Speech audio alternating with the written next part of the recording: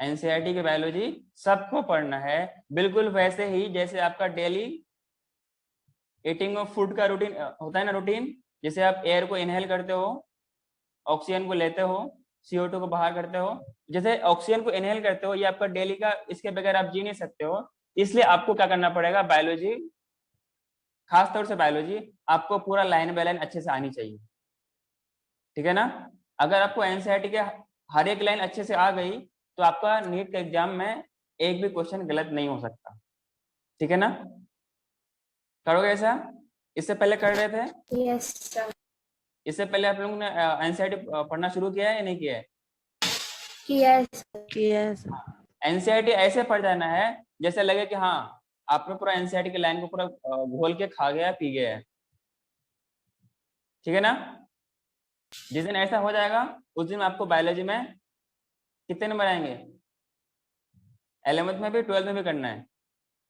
Apart from that कुछ question extra होते हैं, वो भी आपके एनसीईआरटी के लेवल से ही होता है, बस थोड़ा सा कुछ उसका एडवांस पार्ट पूछते हैं, तो वो आपको सर या मैम जो भी पढ़ाएंगे उनसे आपको कुछ एक्स्ट्रा क्वेश्चन मिल जाएगा।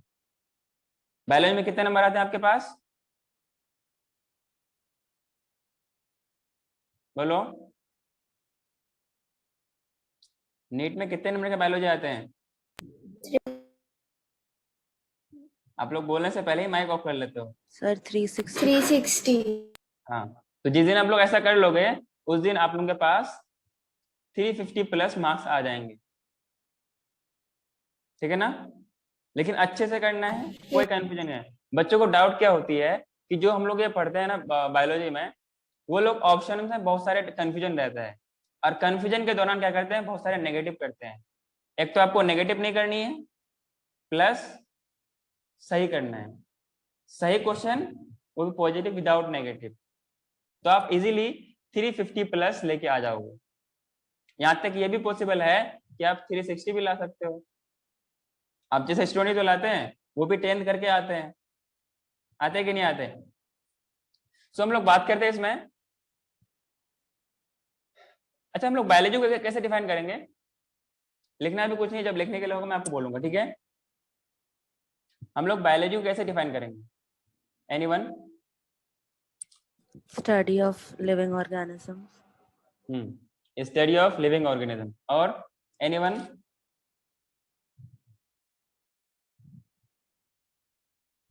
सबको बोलना है, एवरीवन?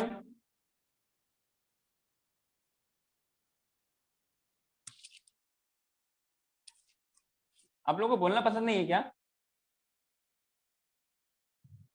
बायोलॉजी में बोलना अच्छे से, बोलोगे तो सब कुछ आ जाएगा, नहीं बोलोगे तो फिर कुछ नहीं आएगा। जब आप बोलते हो ना ये सारी चीज, इम्पल्स का जनरेशन होता है ब्रेन में। आई थिंक आप लोगों ने 10th में पढ़ा होगा न्यूरॉन्स के बारे में, कैसे इम्पल्स ट्रेवल करता है। तो यही इम्पल्स, यही मैसेज, यही एक्शन पोटेंशियल आपके ब्रेन में डेवलप होता है, आपके न्यूरॉन्स में डेवलप होता है, और ये आपके मेमोरी के तौर पे बन जाती है, याददाश्त हो जाती है। पहले ये शॉर्ट टर्म मेमोरी में होती है, जैसे आप इसको बार बार बोलोगे ना, it will converted into long term memory, और आपको हमेशा हमेशा याद रहेगा। कभी कभी क्या होता है, अगर आपको मैं आपका, आई थिंक ऐसा भी आपके पास भी होता होगा, क्योंकि हर एक लिविंग ऑर्गेनिज्म है, खासतौर से हम लोग ह्यूमंस की बात कर रहे हैं क्योंकि humans are the superior organism. जब कभी कभी होता है कि आप लोग कुछ पढ़ रहे होते हैं, एग्जाम में लिख रहे होते हो, अब अपने दिमाग को जोर डालते हो कि अच्छा हमने क्या पढ़ा था, सर ने क्या पढ़ाया था, मैम ने क्या पढ़ाया था, ऐसा कुछ सोचते सोचते ना फिर अचानक आपके दिमाग में आता है, अच्छा हाँ सर ने ये बताया था, मैम ने ये बताई थी। ऐसा होता है क्या? हाँ। बेसिकली ये होती है short term memory has been converted into long term memory, और आपको वो चीज रिकॉल होती है, ये चीज आपको रिकॉल होती है, और आप उसको एग्जाम में अच्छे से लिख के आते हो, और आपके फुल में फुल मार्क्स आते हैं। कभी कभी आप लोगों को 5 स्टार भी मिलते हैं, मिलते हैं कि नहीं मिलते हैं? अब तक आप लोगों ने बहुत 5 स्टार लिया, अब 5 स्टार की जरूरत नहीं है, अब आपको 360 या 720 की जरूरत है, ठीक है ना। बहुत सारे आप लोगों ने 5 स्टार ले लिया, अब 5 स्टार आपको असल स्टार दिखाना है, ठीक है ना। सो अगर हम लोग बायोलॉजी को डिफाइन करें तो बायोलॉजी की बेसिकली क्या है कि हम लोग लिविंग ऑर्गेनिज्म, वो कंपोनेंट, वो साइंस की पार्ट जहां पर हम लोग लिविंग के बारे में स्टडी करते हैं, ठीक है ना। Bio means life, and logos means study, means study of living organism that we call as biology. तो बायोलॉजी में अपने पास डिफरेंट डिफरेंट पार्ट्स है, माइक्रोबायोलॉजी है, जूलॉजी है, बॉटनी है, माइक्रोब्स के लिए अलग बायोलॉजी है दैट इज माइक्रोबायोलॉजी, जिसमें हम लोग माइक्रोब्स के बारे में स्टडी करते हैं। अगर हम लोग बायोलॉजी को डिफाइन करें तो बायोलॉजी बेसिकली क्या है, is the science of life forms which are existing in the universe and performing certain kind of activities, performing certain kind of life process.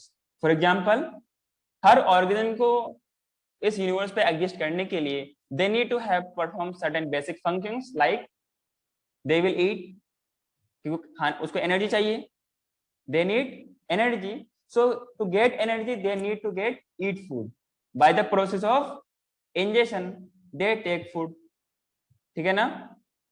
तो आप लोगों ने फूड के इंटेक में means we can say nutrition, nutrition के आपके पास बहुत सारे पार्ट्स हैं, जैसे इंजेक्शन होता है, फिर मतलब कि एक कॉम्प्लेक्स प्रोसेस है, डिपेंड करता है कि वो ऑर्गेनिज्म कैसा है और किस एनवायरनमेंट पे रहता है, ऑर्गेनिज्म कैसा है और किस एनवायरनमेंट पे रहता है, उसका फूड का हैबिटेट उसके एनवायरनमेंट पे डिपेंड करता है, ठीक है ना।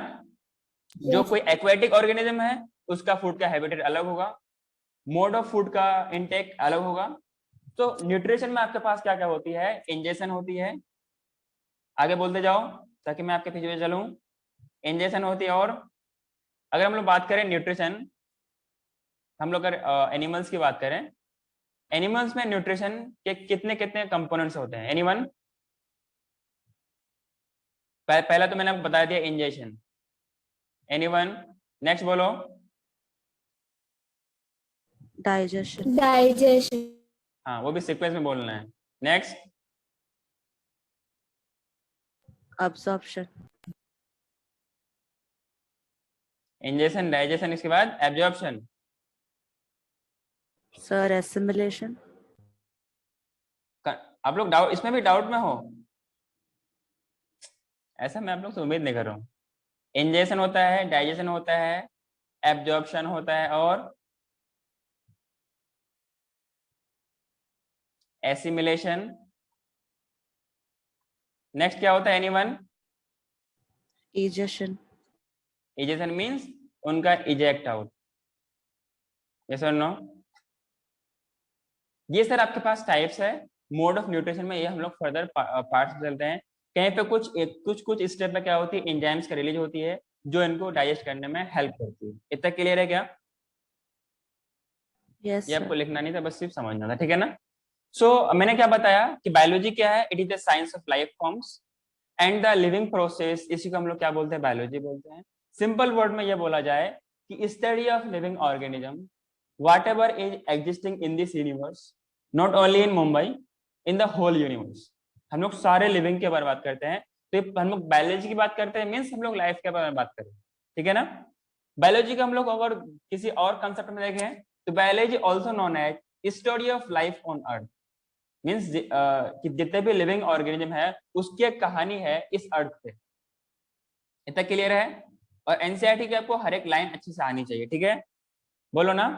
पहले जो इनिशियली जो एंशिएंट पीपल एग्जिस्ट करते थे वो सिर्फ इस बिना पर एक डिफरेंस रखता था कि कौन एनिमेट है कौन इनएनिमेट है, मतलब जिसको विजुअलाइज कर सकते थे, जितना उनके पास नॉलेज होती थी उसी के अकॉर्डिंग वो बायोलॉजी को देखते थे, पढ़ते थे, समझते थे। क्लियर है?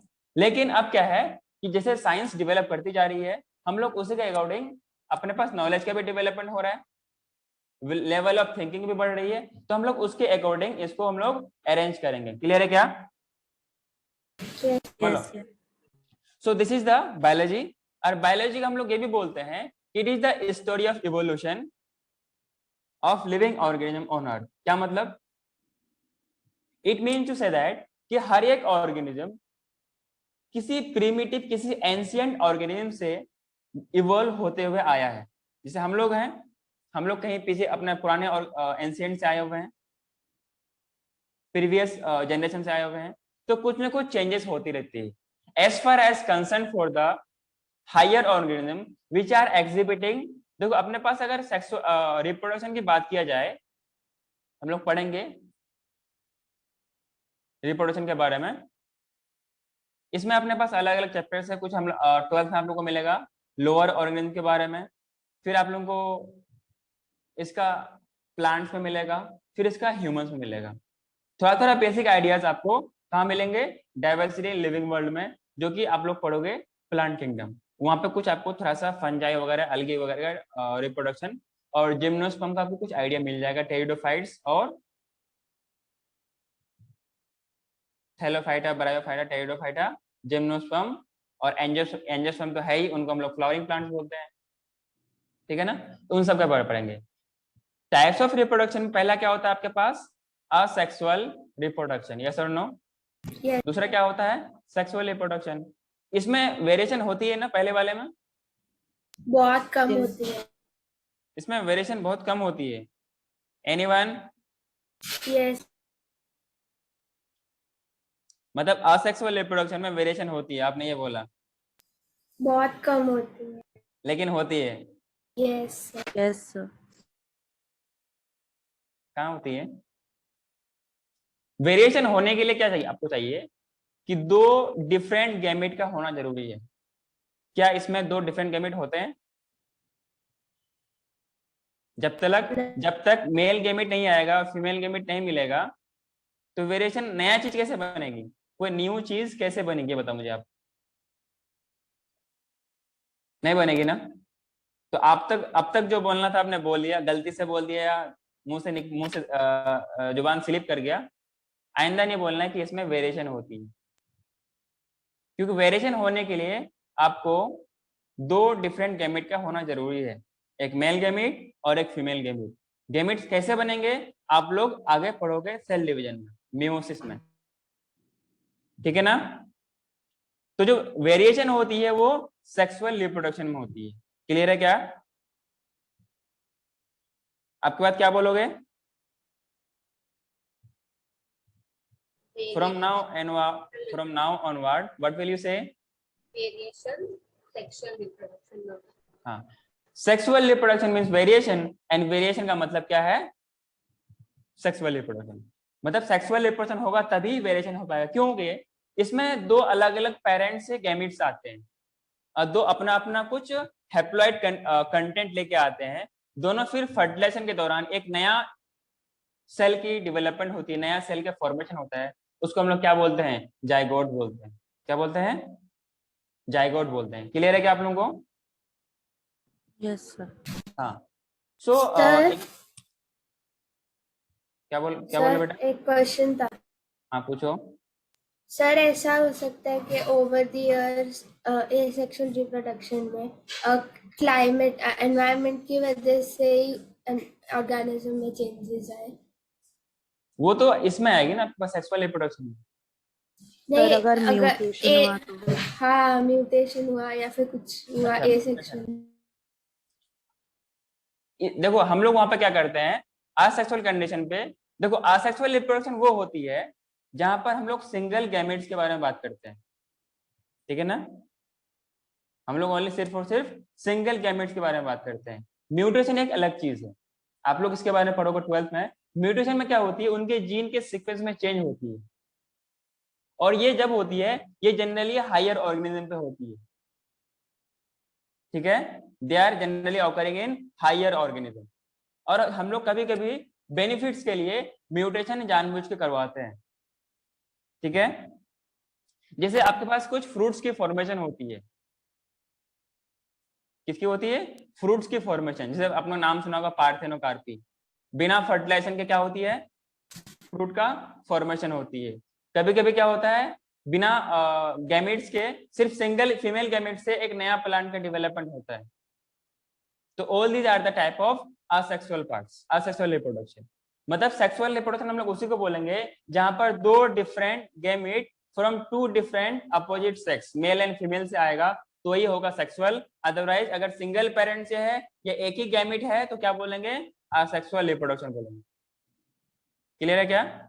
जो आप कह रहे हो वो ठीक है, वो अलग चीज है। वो क्या करता है, म्यूटेशन जीन के, मान लो मैं कुछ नाम दे रहा हूं ऐसा समझने के लिए, कोई मान लो क्या है, ए है, जी है, टी है, सी है, ये सब क्या है, जीन का सीक्वेंस है। अब इनके ठीक है, अच्छा है, आप लोग 12th में आप लोग को मिलेगा। अच्छी बात है, एडीन है, ग्वानिन है, थायमिन है, साइटोसिन है, और आरएनए में यूरेसिल भी होता है। क्लियर है क्या? Here it is cytosine. इनके अगर सीक्वेंस में चेंज आए, अब म्यूटेशन भी अलग अलग टाइप का होता है, जो आपने नाम लिया था मैं बता रहा हूँ, म्यूटेशन भी अलग अलग टाइप का होता है। चाहे तो उससे यहाँ से एक डिलीट हो जाए या कोई नया आके यहाँ पे इंसर्ट हो जाए, तो डिलीशन म्यूटेशन होता है या इंसर्शन म्यूटेशन होता है। Is it clear? या फिर अगर पूरा का पूरा सेट ही चेंज हो गया तो ऐसे को हम लोग क्या बोलते हैं? फ्रेम शिफ्ट म्यूटेशन बोलते हैं। ठीक है ना? तो Yes. इसमें जो ये वेरिएशन होती है, ये दो नया कॉम्बिनेशन के आने की वजह से होती है, क्योंकि मेल कुछ एक हैप्लॉइड सेल लेके आएगा और ये फीमेल कुछ हैप्लॉइड सेल लेके आएगा, दोनों मिल करके एक कंप्लीट एक जाइगोट बनाएगा। That will be the different कुछ वेरिएशन आएगी, जैसे आप लोग हो या हम लोग हैं। तो जितने भी हायर ऑर्गेनिज्म जहां पर सेक्सुअल रिप्रोडक्शन होती है, वहां पर दो डिफरेंट गेमेट्स मिलके बनते हैं। तो समवॉट हम लोग एग्जैक्ट नहीं होते हैं, लेकिन असेक्सुअल रिप्रोडक्शन में क्या होती है कि exact they are identical to their parents, जिसे हम लोग क्या बोलते हैं? क्लोन्स भी बोलते हैं। They are exact copies of their parents. Is it clear? Yes. Yes, sir. Are all of you agree to my point और नॉट? Yes. हाँ। Yes, sir. एक जो लिखने वाला टर्म है, आप लोग लिखो टेक्सोनोमी। टेक्सोनोमी क्या होती है, कौन मुझे बताएगा? एनीवन? टेक्सोनोमी क्या That is होती a है? way of naming something. Way of naming organism. ठीक है, और Study of various animals, flowers. Study, हाँ, और बोलो। No. Sir, classifying. क्लासिफाइंग, और बोलो।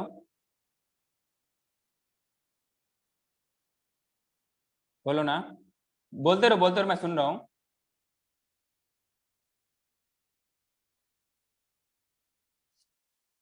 अरे बोलो, मैं सुन रहा हूँ। Sir, levels होते हैं. हाँ, अलग अलग, जैसे किंगडम, फैमिली। अच्छा, हाँ, तो बेसिकली हम लोग टैक्सोनॉमी की जब बात करेंगे, ये क्या होते हैं? एक पूरे के देखो, अपने पास इतनी सारे ऑर्गेनिज्म है, क्या हम लोग इन सबको इजीली हम लोग उसको पढ़ सकते हैं क्या? क्या हम सारे नहीं। ऑर्गेनिज्म को अलग अलग करके पढ़ सकते हैं? तो हम लोग को क्या नहीं। करना पड़ेगा? हम लोगों ने क्या किया, मतलब हम लोगों नहीं, कुछ आप जैसे ही विद्वान लोग थे, एक्स्ट्रा ऑर्डिनरी पीपल थे, साइंटिस्ट थे, जिनको मैं विद्वान लोग बोलता हूँ, आप जैसे कोई पर्सन था, जिन लोगों ने क्या किया, ऑर्गेनिज्म को इस हिसाब से क्लासिफाई किया गया, ताकि जो आने वाले जनरेशन जब वो उनके बारे में, जैसे आप लोग हो, तो बेसिकली आप लोगों के लिए क्या किया गया है, तो आप लोग पढ़ोगे ताकि आप लोगों को पढ़ने में आसानी हो, क्योंकि हम लोग पढ़ते इसलिए हैं, basically what ever is being done only for the human welfare, कि हम लोग किसी न किसी तरीके से ह्यूमन के वेलफेयर में उनको हम लोग यूज पे ला सके और अपना एनवायरनमेंट सही से कंजर्व कर सके। बोलो ना, Yes, sir.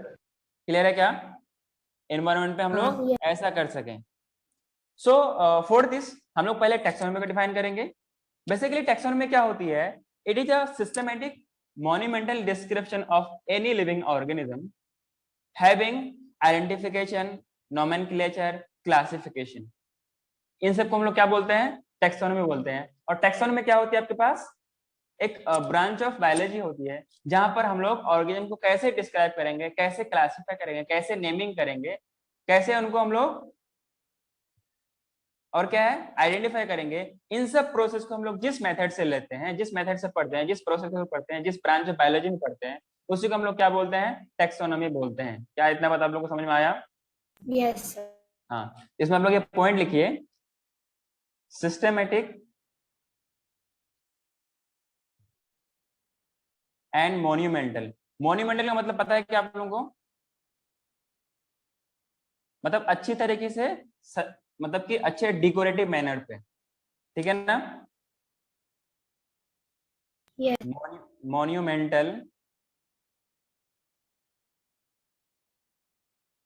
Description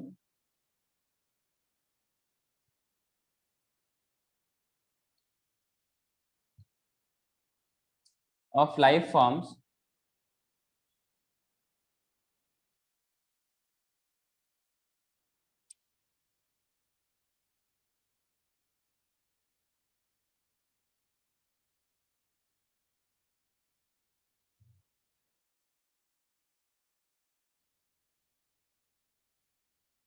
to life forms made human to make a detailed systematic and monumental description of life forms made human to make a detailed system of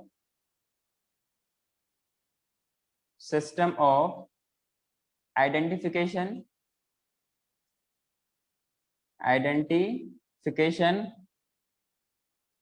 nomenclature,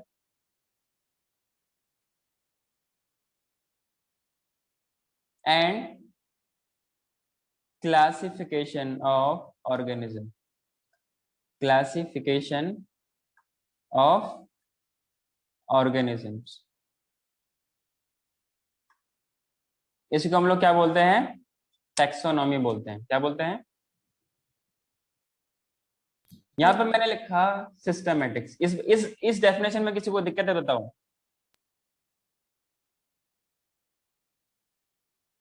किसी को दिक्कत है? नहीं सर। नहीं सर। बेटा आप लोगों को भी बोलना है। जेल आपका कैमरा बंद है।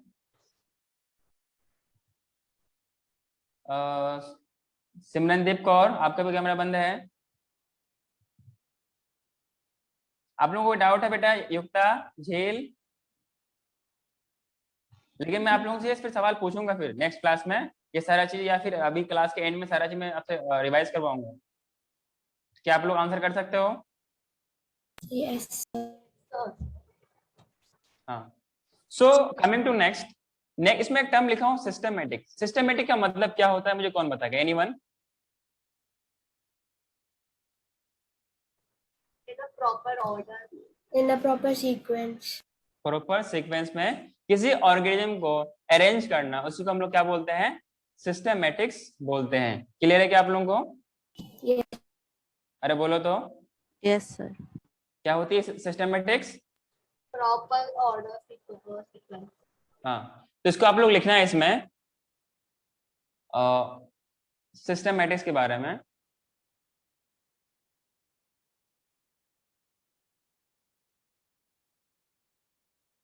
Systematics means we can say the systematic arrangement of organism means एक ऑर्गेनिज्म को उसके प्रॉपर ऑर्डर के साथ इनको अरेंज करना, that is the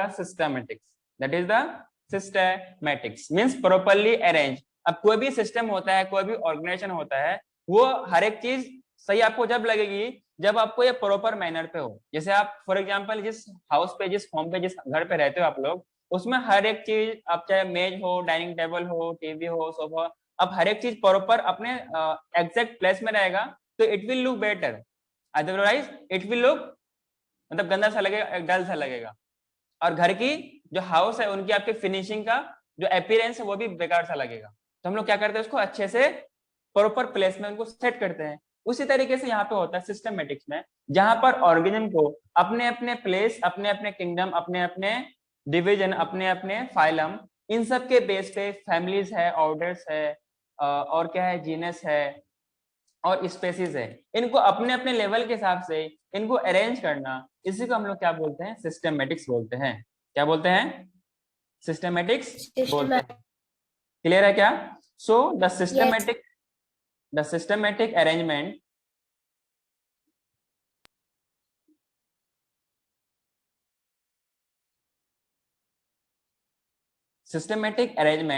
of organisms।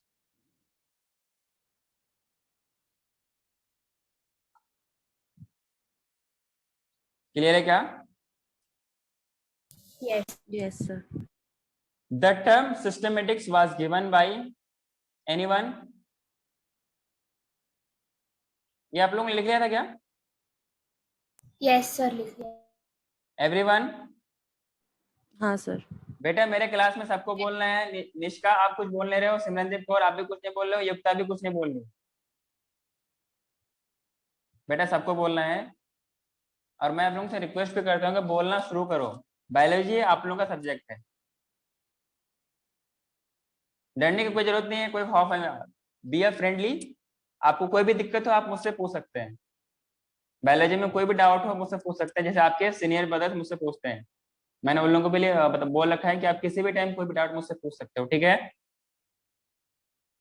पढ़ने के दौरान कभी भी आपको डाउट हो तो आप मुझे किसी भी टाइम अपने डाउट्स पूछ सकते हो और आपको इंस्टेंट या कुछ टाइम बाद आपको रिप्लाई मिल जाए, ठीक है। हाँ, यस सर।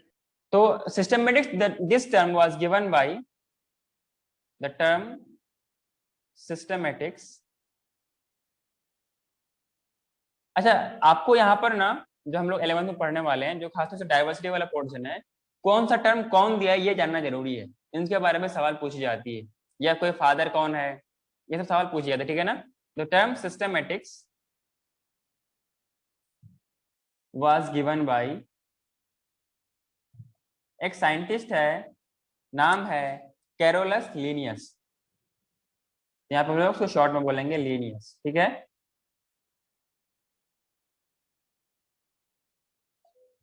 एक साइंटिस्ट है जिसने प्लांट को एक अलग किंगडम में उसको अच्छी तरह नॉमेनक्लेचर किया, और एनिमल्स को उसने अलग किंगडम में उनको अलग उसको पूरा का पूरा नेमिंग किया, आईएनसी कर दिया। जो हम लोगों ने भी बात किया ना, ये आइडेंटिफिकेशन, नॉमेनक्लेचर और क्लासिफिकेशन, इनको आपको आईएनसी के तौर पर नाम याद रखना है। बेसिकली सिस्टमेटिक्स क्या होती है कि इन सब ऑर्गेनिज्म को आईएनसी के रूप में इनको अरेंज करना, दैट इज द सिस्टमेटिक्स। या हम लोगों ने भी बात किया किसके बारे में, टेक्सोनोमी में।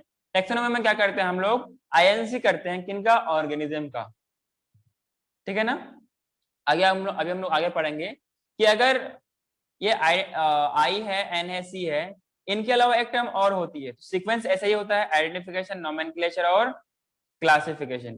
पहले हम लोग क्या करेंगे, ऑर्गेनिज्म को आइडेंटिफाई करेंगे, देन फिर क्या करेंगे, उसको नेमिंग देंगे। नेमिंग देंगे क्या, उसके लिए अलग अलग अपने पास रूल्स है। जैसे जूलॉजी के लिए अलग रूल है, बॉटनी के लिए अलग रूल है, मीन्स प्लांट का नेमिंग के लिए अलग रूल है, एनिमल्स का नेमिंग के लिए अलग रूल है। तो आप में से कोई मुझे बताएगा कि हम लोग जूलॉजी के लिए नेमिंग के लिए कौन कौन से रूल यूज करते हैं हम लोग।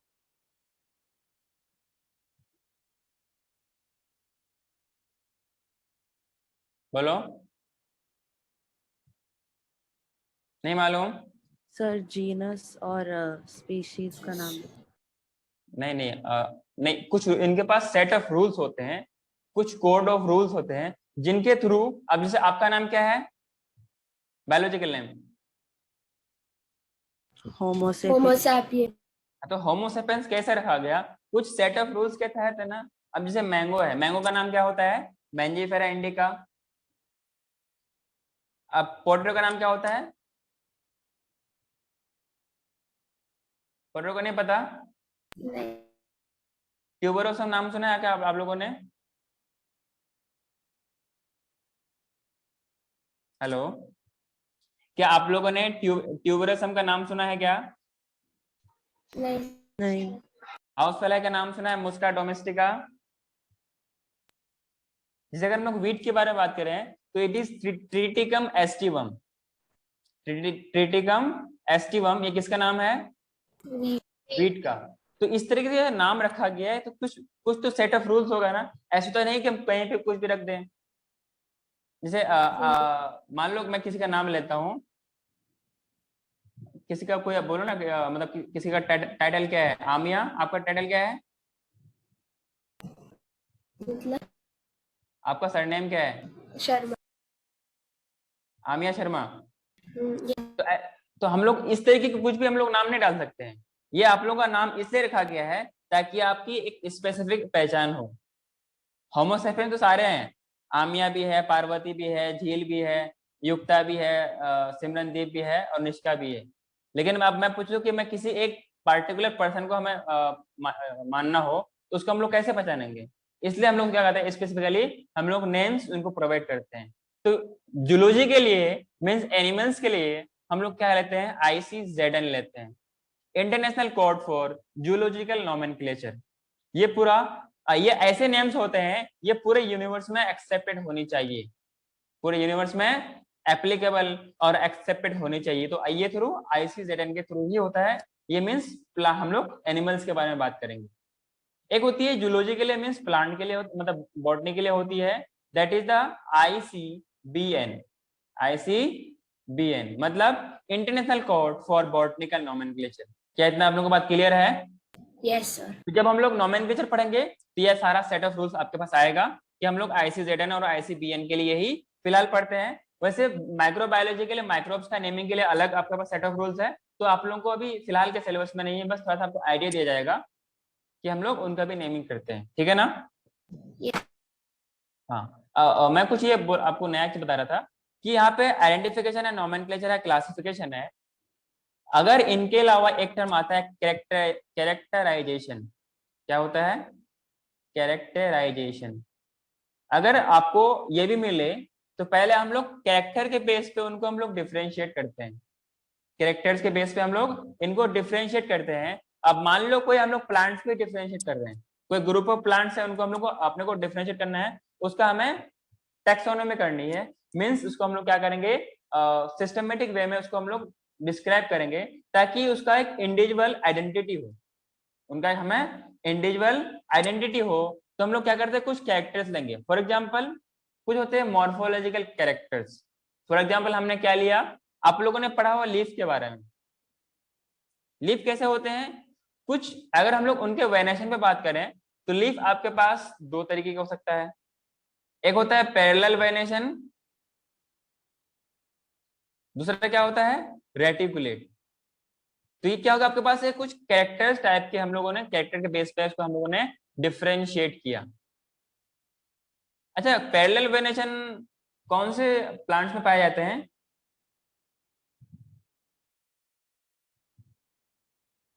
किसमें? आवाज नहीं आ रही। हेलो? Sir example. नहीं, मतलब पैरेलल वेनेशन कौन से प्लांट्स में पाए जाते हैं? किस मतलब कौन से ग्रुप ऑफ प्लांट्स में? मोनोकोट होता है, डाइकोट होता है? मोनोकॉट। हाँ, मैं ये पूछ रहा हूँ। रेटिकुलेट?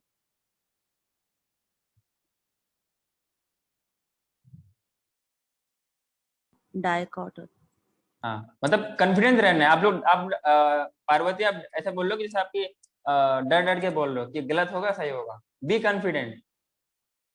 ऐसे अगर 100 क्वेश्चन सॉल्व करोगे ना तो आपका एग्जाम में क्वेश्चन गलत हो जाएगा, नेगेटिव हो जाएगा। बी कॉन्फिडेंट, हाँ जो मुझे पता है वो सही है।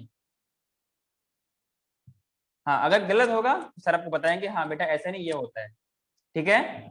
तो आपको कॉन्फिडेंट होना है। आप लोग को युक्ता, आप लोगों को नहीं कुछ नहीं बोलना है क्या? झील, आप लोगों को कुछ नहीं बोलना है? अच्छा नहीं लग रहा है या समझ में नहीं आ रहा है? सबको बोलना है क्लास में, सबको, क्लास में सबको बोलना है। सिमरनजीत तो कुछ बोले, मतलब वो कुछ, मतलब उनसे मुझसे उनके मुंह से कुछ निकला ही नहीं है। पहले क्लास है तो अच्छे से हम लोग इंट्रोड्यूस करते हैं एक दूसरे को ताकि हम लोग नेक्स्ट अच्छे से पढ़ सके। हेलो सिमरनदीप, हाँ सर। बेटा क्लास में हो गया? हाँ तबीयत तो ठीक है आपकी? हाँ, तबीयत ठीक है। अपना कैमरा ऑन कीजिए।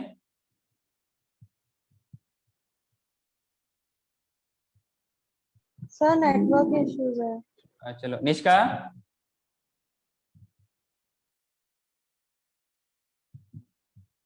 निष्का क्लास में है बेटा? Yes sir. कैमरा ऑन कीजिए। मैंने बोला क्लास में सबको बोलना है। आप लोग कुछ बोल रहे हैं, कुछ शांत हैं, तो बोलोगे तभी कुछ समझ में आएगा ना।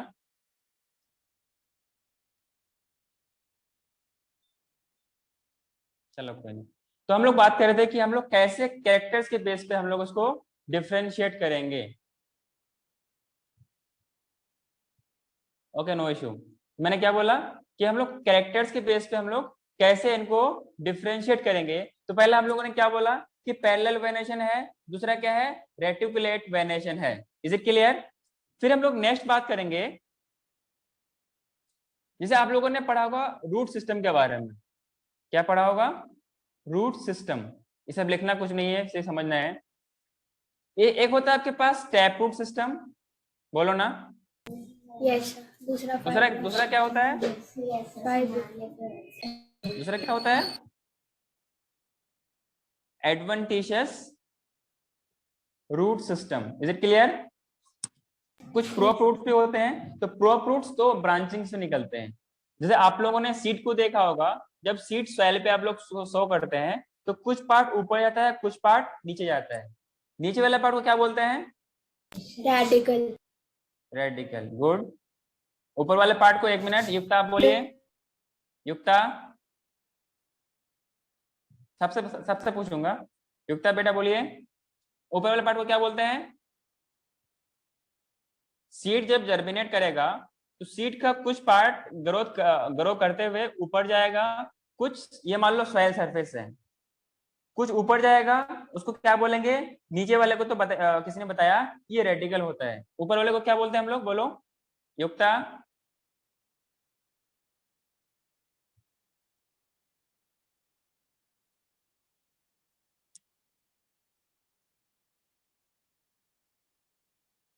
कोई नहीं, आप चैट में बताइए। मेरी आवाज आपको आ रही है तो आप चैट में भी आंसर कर सकते हैं। बोलो युक्ता।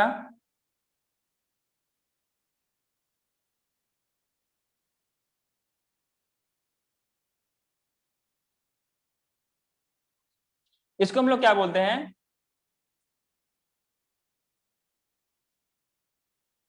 Okay good. तो हम लोग इसको क्या बोलते हैं? प्लूम्यूल बोलते हैं।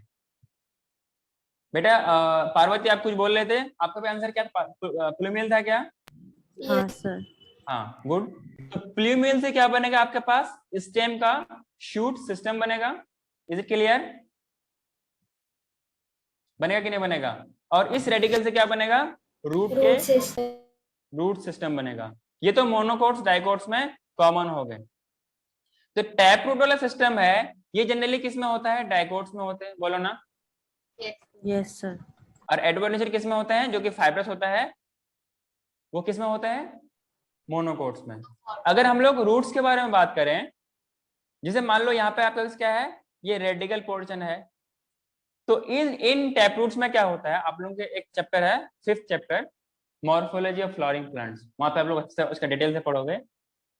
तो एडवांटेजेस में क्या होती है कि जो प्राइमरी रूट की ग्रोथ होती है ना, इट इज रिप्लेस्ड बाय, ये खत्म हो जाती है, and it is replaced by some fibrous roots.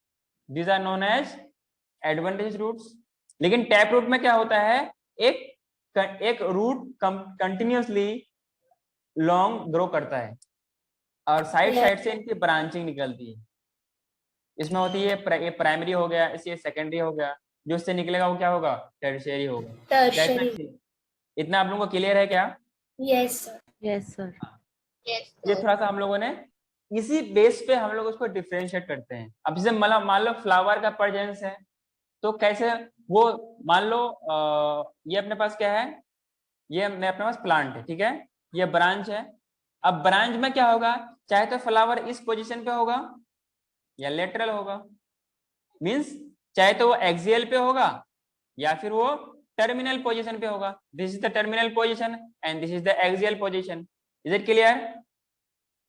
तो इस तरीके से हम लोग इन कैरेक्टर्स को यूज करते हुए, अच्छा हम लोग ये भी बात कर सकते हैं कि वो बाइसेक्सुअल है, यूनिसेक्सुअल है, जो उनके पास एंड्रोशियम और गाइनोशियम है, ये फ्यूज है या सेपरेट है। मतलब हम लोग बोलते हैं गैमोसेफेलस या पॉलीसेफेलस। बोलो ना। तो इस तरीके से हम लोग डिफरेंट डिफरेंट टर्म यूज करते हैं ताकि हम लोग ऑर्गेनिजम्स को क्लासिफाई कर सके, ऑर्गेनिजम्स को डिफाइन कर सके उनके कन्वीनियंट ग्रुप्स में, उनके रिस्पेक्टिव ग्रुप्स में। तो पहला हम लोगों ने क्या बात किया? एक तो हम लोगों ने बात किया INC, identification, nomenclature and classification. उससे पहले हम लोग, अगर ये मेंशन हो तो हम लोग इसको अपॉइंट करते हैं, इनको सिलेक्ट करते हैं। तो पहले हम लोग कैरेक्टर के बेस पे इनको डिफरेंशिएट करेंगे। सो यूजिंग कैरेक्टर्स ऑर्गेनिज्म को डिफरेंशिएट करना, इसको हम लोग क्या बोलते हैं? कैरेक्टराइजेशन बोलते हैं। ठीक है, तो आपको INC के बजाय CINC याद रखना है। मतलब ये किसी को बोलना है कि देखो ये INC है, बोलते हैं ना। C का मतलब होता क्या? अरे C का मतलब क्या होता है? कैरेक्टराइजेशन। कैरेक्टराइजेशन। ठीक है ना। तो CINC के तौर पे याद रखना है। C for characterization, I for identification, N for nomenclature, and C for Classification. Everyone repeat with me. CINC का क्या मतलब है युक्ता? अच्छा माइक प्रॉब्लम है, सबको सब बोलो। Characterization, identification, nomenclature and classification. हाँ, आपकी आवाज में बोल्डनेस आनी चाहिए। जैसे मैं बोल रहा हूँ ना, मेरे आवाज में कुछ कमी आ रही है क्या? नहीं सर। हाँ, तो मेरी तरह आपको बोल्डनेस बोलना है। बायोलॉजी का स्टूडेंट हो, बायोलॉजी आपका सब्जेक्ट है, इसमें किसी से नहीं डरना। फिजिक्स केमिस्ट्री में थोड़ा सा हम लोग कंप्रोमाइज कर सकते हैं, मतलब कंप्रोमाइज वहां पर भी नहीं करना है, लेकिन बायोलॉजी आपका खुद का सब्जेक्ट है क्योंकि आप मेडिकल फील्ड में हो। इसमें कोई नहीं ना, कोई हमें शर्माना है। गलत होगा तो सर सही कर लेंगे।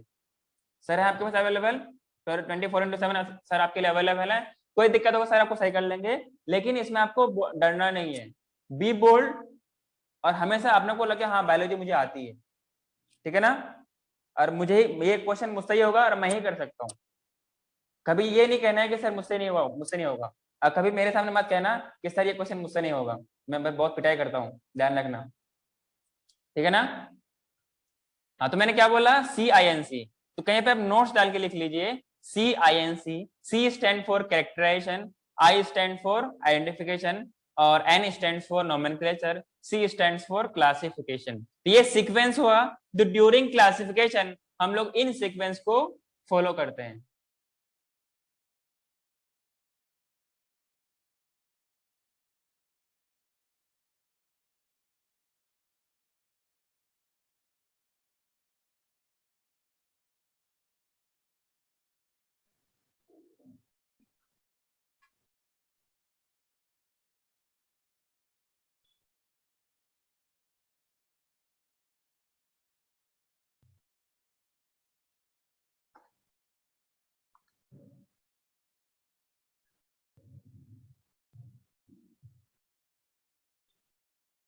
Hello, Yes.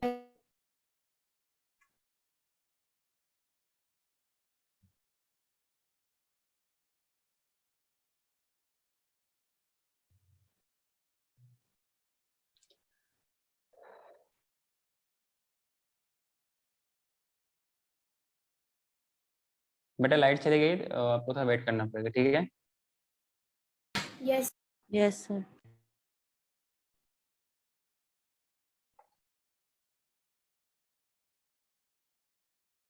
सब जो लिखा था सारा गया क्या?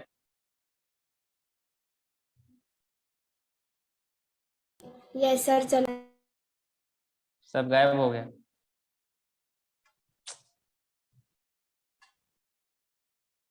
सारी मेहनत बेकार चलेगी ना।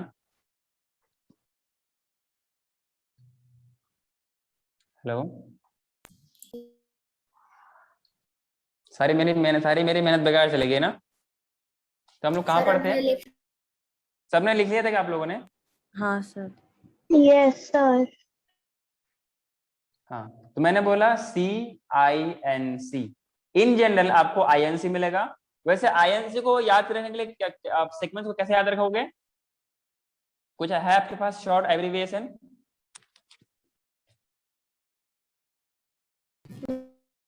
आप लोगों के पास शॉर्ट एब्रिविएशन कुछ है INC के तौर पे, या मैं बताऊं? बताओ। मतलब आप लोगों के पास नहीं है। एक अपने पास इंडिया में एक पॉलिटिकल पार्टी है, इंडियन अच्छा लगे? नेशनल कांग्रेस। हाँ, तो आपको वैसे याद रखना है। जानते हो क्या? Yes sir. Yes, sir.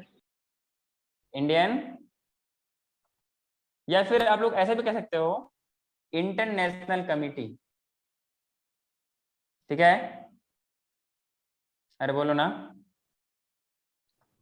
Yes sir. जिनको दोनों में से जिनको अच्छा लगे वो कर लेना, ठीक है।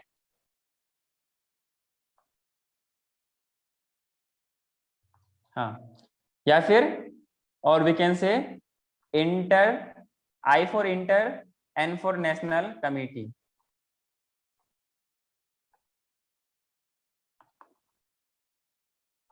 बोलो ना। यस।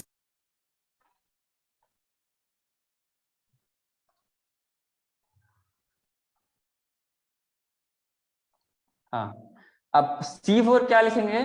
तो अब बोलते हैं ना कि देखो देखो कोई चीज आ रही है, तो आपको याद रखना है CINC, देखो INC है, ठीक है ना? Yes, वो वाला C, ये वाला C। C मतलब क्या होता है? देखा। हाँ, ये वाला C नहीं है, ठीक है? Yes, sir. हाँ, तो ये था आपके पास CINC के बारे में। तो हम लोग आगे बढ़ते हैं। इसमें अपने पास नेक्स्ट ये है कि हम इन सब चीज को फिर आगे कैसे करते हैं। जैसे आप लोगों ने बात किया टैक्सोनॉमी, टैक्सोनॉमी में अपने पास क्या क्या होती है, इसी हम लोग INC के बारे में बात करते हैं, टैक्सोनॉमी। अच्छा, जो साइंटिस्ट टैक्सोनॉमी वाले स्टडी करते हैं वो क्या बोलते हैं हम लोग?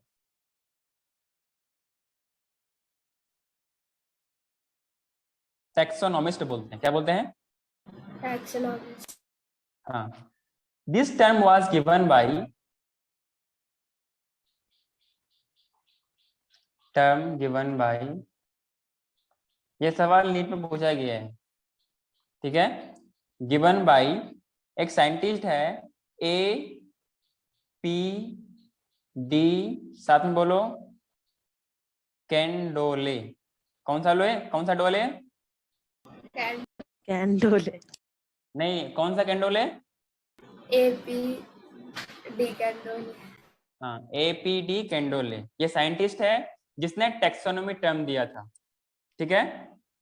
और यहाँ पर टैक्सोनॉमी का मतलब अगर हम लोग वर्ड वाइज मतलब देखें, इसका मतलब होता है, एक तो है टैक्सो, एक तो है नोमी। एक क्या है? टैक्सो, एक है नोमी। मींस टैक्सोस, टैक्सिस और नोमीस। क्लियर है क्या? टैक्सिस में टैक्सो मींस, टैक्सिस का मतलब क्या होता है? अरेंजमेंट। टैक्सिस का मतलब क्या होता है? अरेंजमेंट। और नोमी आया नोमस से, इसको हम लोग क्या बोलते हैं? लॉज बोलते हैं। लॉज के अरेंजमेंट को क्या बोलते हैं हम लोग? टैक्सोनॉमी बोलते हैं। क्या किसी को इस बात से दिक्कत है या कोई डिसएग्री है मेरे बात से तो बताओ, ताकि मैं उससे एक्सप्लेन कर सकूं। नहीं सर। हाँ, तो ये जो आपके आपके तरह एक विद्वान है APD कैंडोले, कौन सा कैंडोले? APD। APD कैंडोले। हाँ, अच्छी बात, आप लोगों को एक ही बार में नाम याद हो गया। APD कैंडोले नाम हमेशा याद रखना है, यहाँ पे D नहीं है, कैंडोले है, ठीक है ना? ध्यान रखना इस बात का। सो APD कैंडोले ने एक बुक लिखा है, इसका नाम है theories of elementary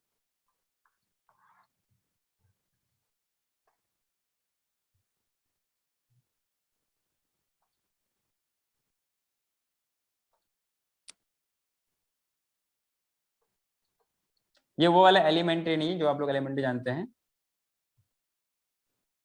Dila botany का, बोटनी।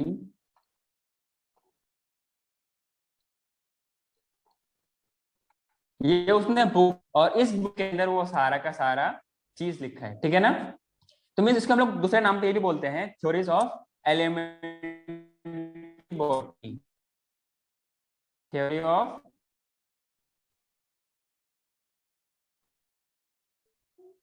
उनके अपने टर्म पे था, अपने लैंग्वेज था, या हम लोग अपने लैंग्वेज में बात कर रहे हैं? Theories of, theory of elementary botany.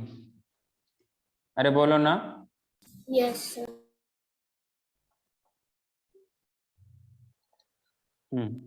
तो इसी बुक के अंदर इन सब के बारे में उसने डिटेल स्टडी के बारे में उसने लिखा है। कौन?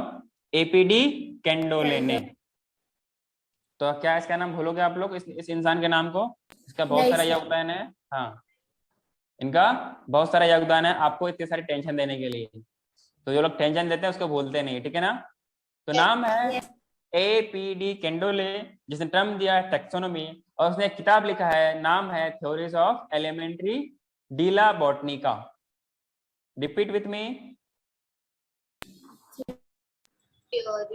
Theories of element. एक मिनट, मैं आप लोगों के साथ थ्योरीज Theories. Elementary Elementary. डीला Dila. बॉटनी का, Botanica. ठीक है ना? Yes, sir. और उसको सिंपल टर्म हम लोग क्या बोलते हैं, थ्योरी ऑफ एलिमेंट्री बॉटनी, जहां पर उसने टैक्सोनॉमी का पूरा डिटेल स्टडी दिया था। क्या दिया था? पूरा detail study of INC, means we can say CINC। So taxonomy consist of, आपके पास ये आपने पूरा लिख लिया? Yes, sir. आप लोग लिखने में आप लोग एक्सपर्ट हो यार। हाँ जी, हाँ। तो इट कंसिस्ट ऑफ, अपने पास क्या क्या होती है? पहला क्या होगा इसके अंदर? आइडेंटिफिकेशन। पहला क्या होगा? Identification. आइडेंटिफिकेशन। अरे बोलो ना। दूसरा क्या होगा? Nomenclature. nomenclature, nomenclature. तीसरा क्या होगा? Classification. क्लासिफिकेशन। तो फिलहाल टैक्सोनॉमी का हम लोग थोड़ा यहीं पे स्टॉप करते हैं, फिर थोड़ा सा हम लोग बात करते हैं लिविंग और नॉन लिविंग को डिफरेंशिएट कैसे करेंगे, क्योंकि अपना मेन टॉपिक क्या है? The living world. पहले उसे हमें जानना है कि पहले हमें लोग लिविंग और नॉन लिविंग को डिफरेंशिएट करना है, फिर हम लोग आगे बढ़ेंगे। ठीक है? Yes, sir. हाँ, इतना आप लोगों ने लिख लिया क्या? लिख लिया, sir. हाँ। Yes, एक sir. इसमें स्टार डाल के एक पॉइंट लिखो कि कभी आपसे सवाल पूछता है कि what is the practical significance of, practical significance of taxonomy, तो आप लोग क्या आंसर दोगे?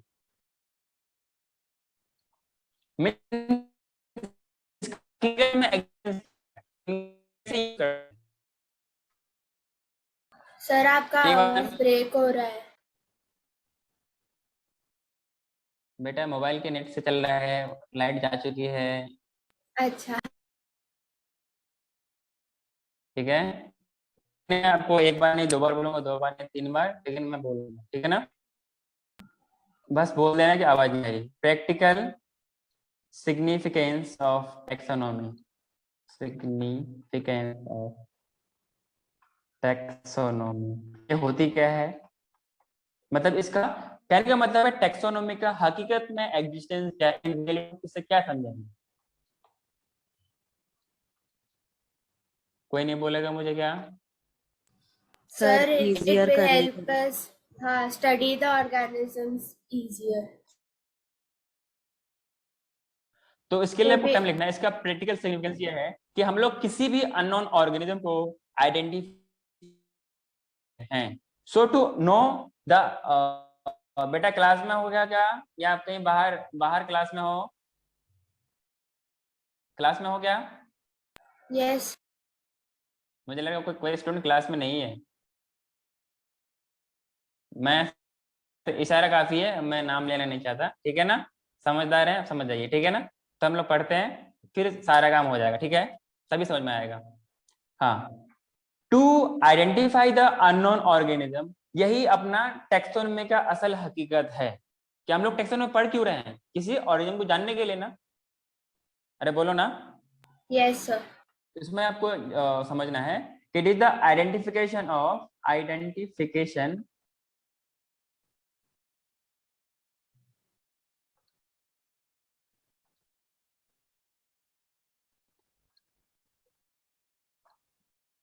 आइडेंटिफिकेशन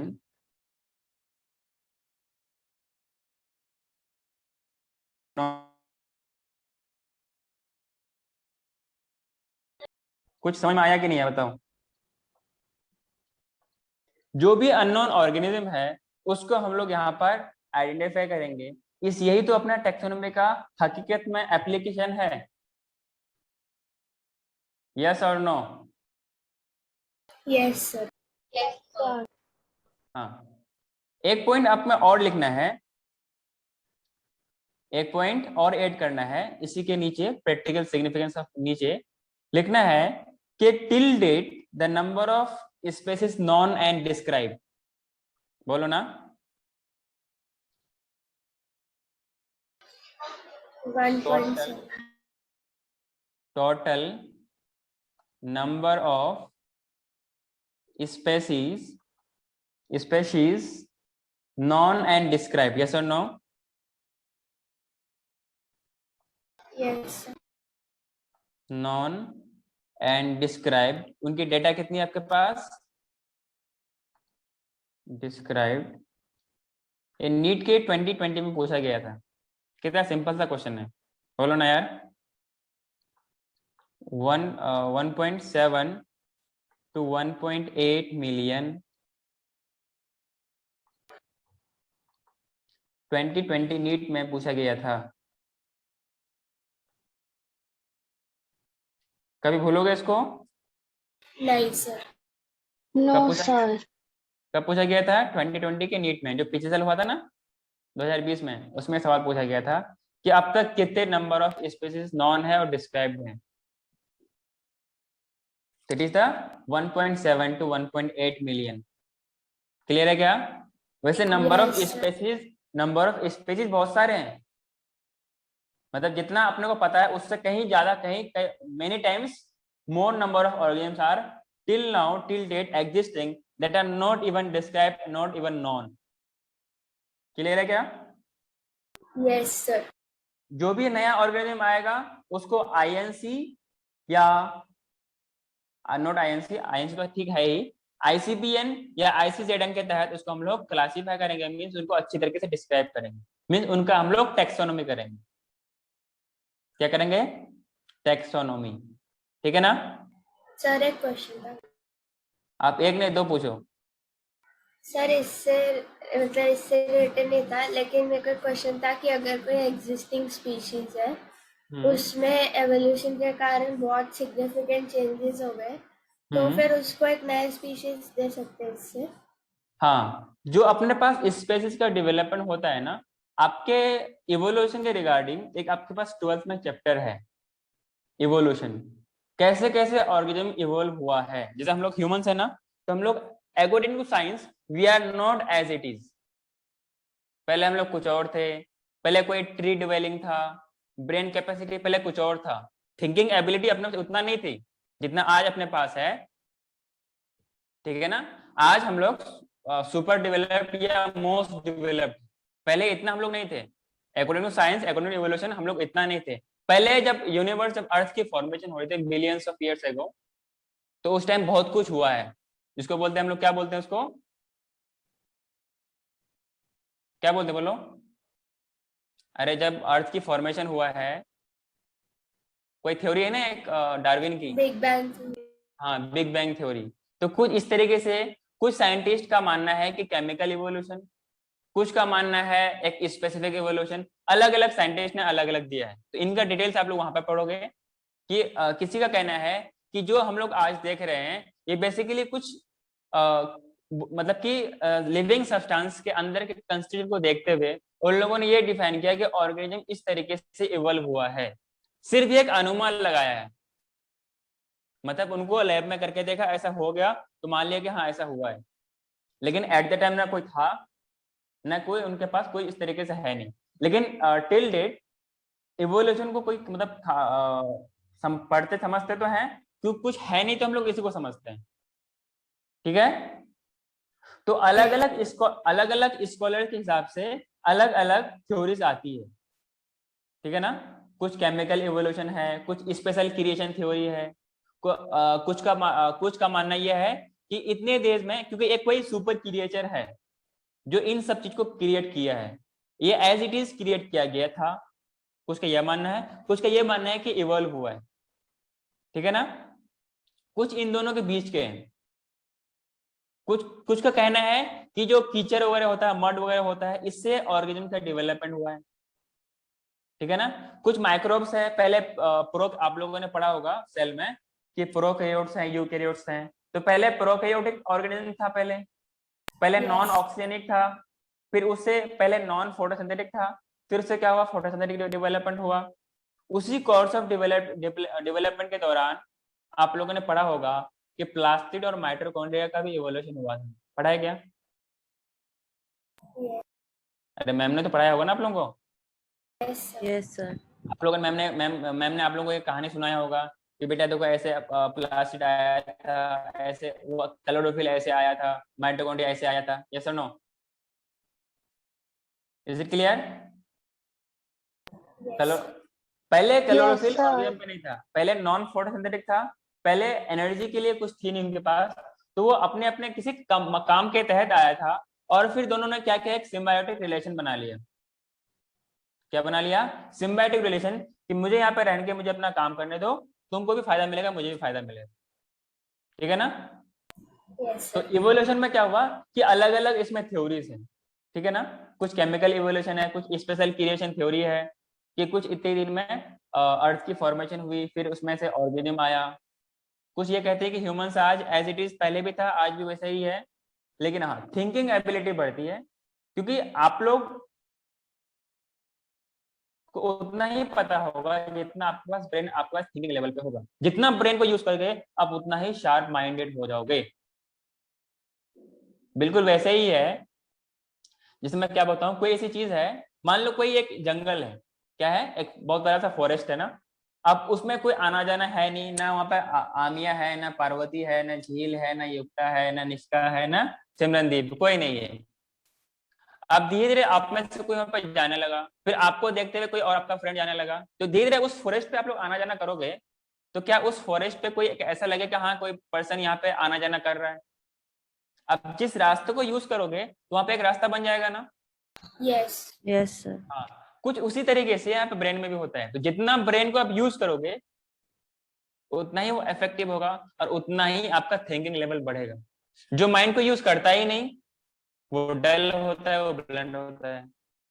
तो जो यूज करेगा, जितना यूज करोगे, जो लोग आगे बढ़ते हैं, जो लोग साइंटिस्ट बनते हैं, वो लोग अपने दिमाग को बहुत यूज करते हैं, कुछ ना कुछ सोचते रहते हैं। अच्छा ऐसा हुआ तो क्यों हुआ, ऐसा हो रहा था काहे हो रहा है, all this types of question are coming in their mind, ठीक है ना? हाँ, तो माइंड को आप जितना यूज करोगे, पहले ब्रेन कैपेसिटी कुछ और थी, लेकिन अभी ब्रेन कैपेसिटी कुछ और है। कभी 800 थी, कभी 700 थी, आज 1400 के आसपास सीसी में हम लोग, मतलब ब्रेन को थिंकिंग एबिलिटी को नापने के लिए हम लोग रखते हैं सीसी में। तो इनका डिटेल से आप लोग पढ़ोगे 12th में, आपको 12th में मिलेगा, ठीक है? आपका डाउट क्लियर है या कुछ रह गया? सर तो अगर अब एक स्पीशी है, उसमें थोड़े ऑर्गेनिज्म मिलते हैं जिनका कैरेक्टर्स चेंज हो रहा है, तो उनको एक नया स्पीशी दे सकते हैं। देखो नया स्पीशीज हम लोग उसी को देंगे, हम लोग आगे पढ़ने वाले हैं इसको, जिनका पहले से कोई ऐसा एग्जिस्टेंस ना हो या उससे मिलता जुलता हो। और स्पीशीज हम लोग उसको बोलते हैं कि जो आपस में इंटरब्रीड कराया जाए और एक fertile offspring they, that will be the species. Okay. Clear है क्या? यस। जैसे आप लोगों को पता होगा, जैसे हॉर्स और डंकी होता है ना, हॉर्स एक अलग स्पीशीज है, डोंकी एक अलग स्पीशीज है, पर ये एक ओनली एक ऑर्गेनिज्म है जिनके मेटिंग से, जिनके कॉपुलेशन से नया ऑर्गेनिज्म आता है, पर वो they are not fertile. Mules और हिनी होता है, इसमें हम लोग पढ़ेंगे। आप किसी ने बताया ना कि जिस ऑर्गेनिज्म के पास रिप्रोडक्शन होगा उसको हम लोग लिविंग बोलेंगे। आप लोगों की बात को मैं गलत साबित करूंगा, अभी ऐसा नहीं होता है। ये मैंडेटरी नहीं है कि रिप्रोडक्शन होगा तो ही वो लिविंग होगा। अभी मैं चंद सेकंड में आपको गलत साबित कर रहा हूँ। किसी ने कहा था ना कि रिप्रोडक्शन होगा तो लिविंग ऑर्गेनिज्म कहेंगे, लेकिन ऐसा नहीं होता, इसीलिए क्योंकि आपके पास कुछ हनी भी ऐसे होते हैं जो कि वर्कर हनी भी, जो जिनको सिर्फ काम करना होता है, वो फीमेल होते हैं, हाँ, वो इनफर्टाइल होते हैं, they are unable to produce their offspring, so is they are non living? No, sir. इसका मतलब हम लोग लिविंग के क्राइटेरिया के लिए रिप्रोडक्शन तो नहीं ले सकते हैं। ये बात अलग है कि रिप्रोडक्शन सिर्फ और सिर्फ लिविंग ऑर्गेनिज्म में पाई जाती है।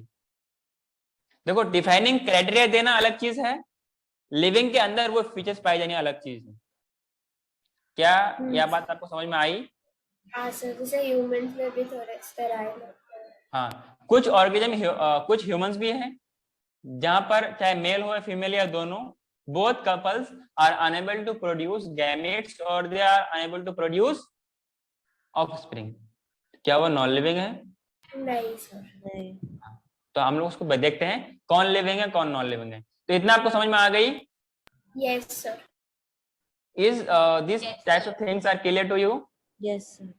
अच्छा लग रहा है? Yes sir. आप लोग बोलोगे ना और अच्छा लगेगा।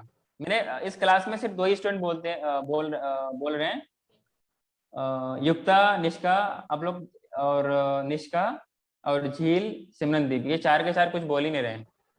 ऐसा मुझे लग रहा है कि मैं सिर्फ 2 ही किसी का माइक का इशू तो ठीक है, जिनका माइक का इशू नहीं है आप लोग प्लीज बोलोगे तो अच्छा रहेगा।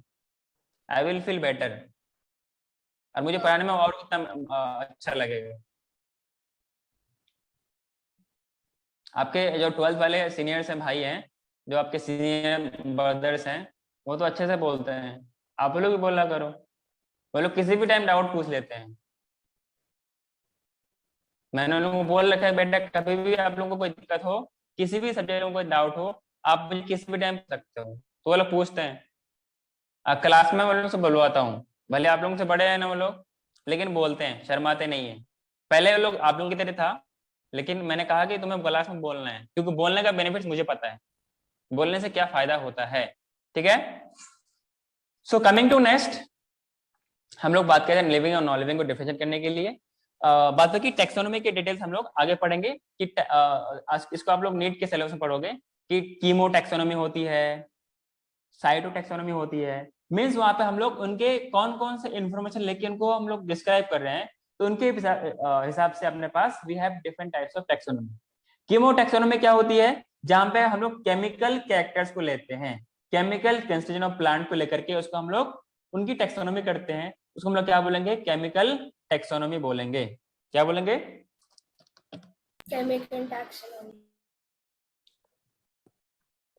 एक होता है साइटोटैक्सोनॉमी। साइटोटैक्सोनॉमी क्या होती है?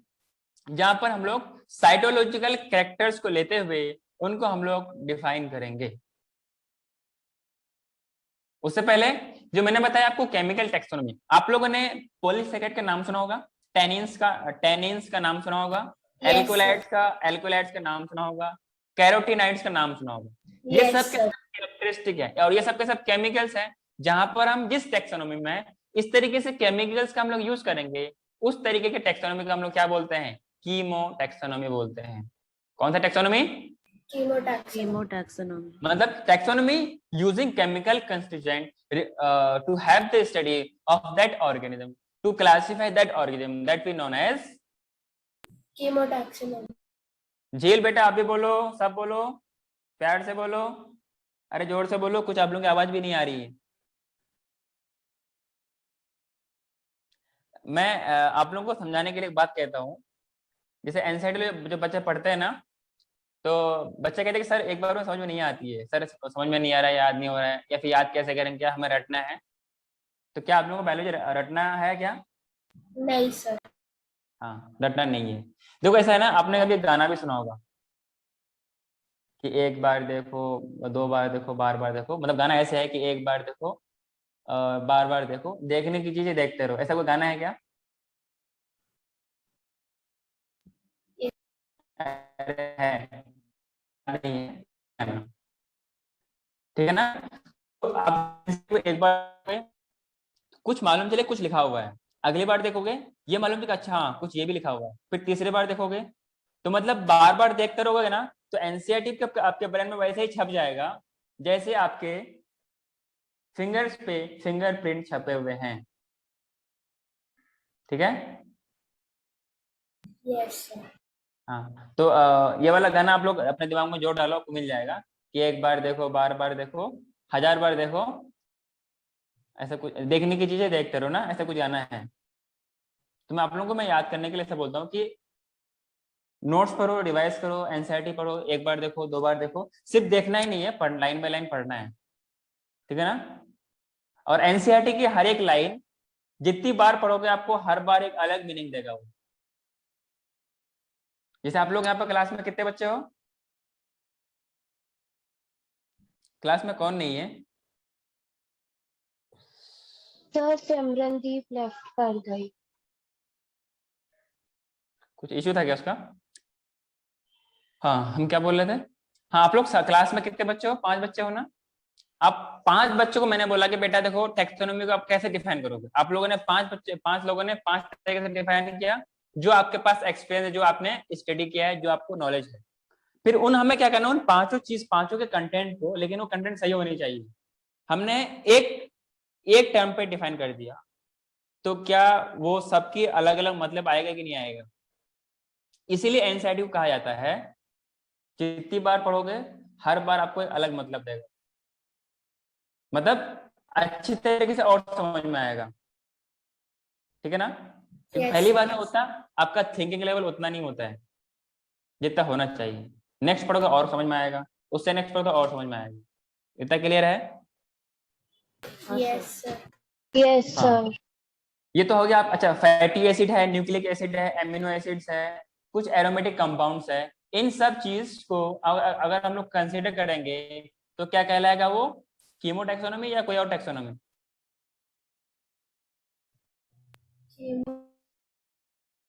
मतलब जहां पर भी देखो, मतलब अब देखो आमिया, अब भी आपका कॉन्फिडेंस बहुत लो है। जहां पर केमिकल आ गया मतलब कीमो टैक्सोनॉमी। हाँ, एक होता है साइटोटैक्सोनॉमी। साइटोटैक्सोनॉमी में क्या होता है, हम लोग साइटोलॉजिकल इंफॉर्मेशन को लेके चलते हैं। क्या लेके चलते हैं? साइटोलॉजिकल कैरेक्टर्स या साइटोलॉजिकल इंफॉर्मेशन को लेते हुए उनको हम लोग डिस्क्राइब करते हैं। इसको क्या बोलते हैं हम लोग? साइटोटैक्सोनॉमी बोलते हैं। जैसे क्रोमोसोम नंबर, ये सेल की इंफॉर्मेशन है कि नहीं है? है सर। है। तो क्रोमोसोम का नंबर है, क्रोमोसोम का बिहेवियर है, क्रोमोसोम का स्ट्रक्चर है। ये सब किसी जगह हम लोग यूज करेंगे तो ऐसे को हम लोग क्या बोलते हैं? Chemo, not chemo, it is Cytotaxonomy. it is the cytotaxonomy. Is it clear to you or not? Yes sir. Yes, sir. Yes, sir. Is it understandable or not? Yes sir. कोई दिक्कत है? नहीं sir. No, sir. हाँ। No, sir. तो हम लोग next बात करते हैं लिविंग और नॉन लिविंग को डिफरेंशिएट करने के लिए। एज वी नो, अच्छा बिफोर प्रोसीडिंग टू दैट, कि आपके पास जो ऑर्गेनिज्म होगी ना, कहीं आपको एनसीईआरटी में ऐसा लिखा हुआ मिलेगा, ऐसा अरेंज तो नहीं है पर कुछ लिखा हुआ पॉइंट्स है। ऑर्गेनिज्म है, ऑर्गेनिज्म आपके पास 3 कंपोनेंट में लोग देखते हैं। एक तो फ्यूचर, एक प्रेजेंट, और तीसरा पास्ट। यस और no? Yes sir. Yes, sir.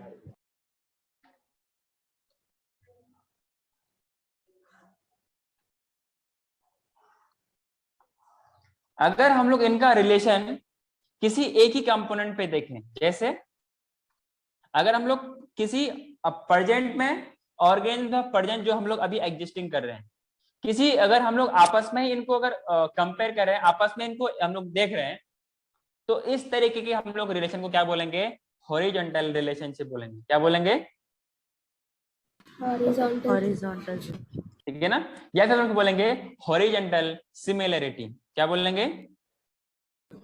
Horizontal Horizontal similarity. similarity. हाँ, मतलब ऑर्गेनिज्म के बीच में कुछ ना कुछ कॉमन कैरेक्टरिस्टिक होगा, कुछ ना कुछ कॉमन कैरेक्टरिस्टिक्स होगा। उनके बिहाफ पर हम लोग इनको स्टडी करते हैं। क्लियर है क्या? Yes मतलब sir. कि अगर हम लोग Yes, प्रेजेंट को प्रेजेंट से देखेंगे कि इसमें मान लो मैं पार्वती में देखूं, मैं आम्या में देखूं, मैं और कौन क्लास में झील में देखूं, युक्ता निष्का में, इन 5 के 5 में देखूं तो कुछ ना कुछ कॉमन सिमिलरिटीज मिलेगा। और इस तरह की सिमिलरिटीज हम लोग यूज करते हैं जब हम लोग टैक्सोनॉमी के बारे में स्टडी करते हैं। सो ह्यूमंस जब हम लोग स्पीशीज को पढ़ते हैं तो ये प्रेजेंट में भी कुछ कैरेक्टर्स को शेयर करते हैं और कुछ प्रेजेंट पास्ट में भी कैरेक्टर्स को शेयर करते हैं।